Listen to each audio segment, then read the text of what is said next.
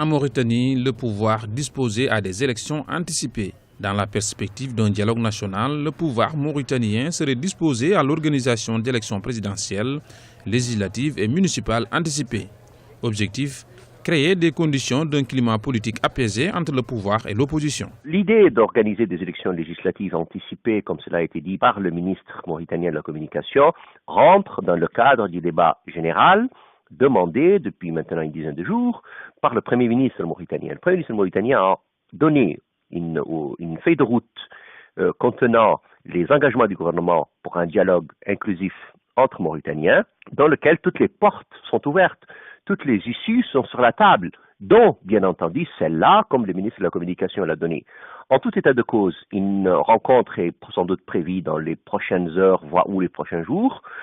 Celle-ci débouchera sans doute sur un mémorandum sur lequel les uns et les autres vont s'entendre, et sans doute que cette hypothèse-là fait partie des schémas ouverts dans le cadre du débat. 18 points devront être abordés dans le cadre de ce dialogue. Parmi eux figure l'organisation d'élections présidentielles, législatives et municipales anticipées, libres, démocratiques et transparentes, la neutralité de l'armée et de l'administration, la refonte de la Commission électorale nationale indépendante ou encore la suppression du verrou relatif à la limitation de l'âge des candidats. La force des Mauritaniens, c'est la continuité du débat, c'est-à-dire que même dans les moments les plus difficiles entre l'opposition et le pouvoir, le fil du contact et le fil du dialogue n'a jamais été vraiment rompu.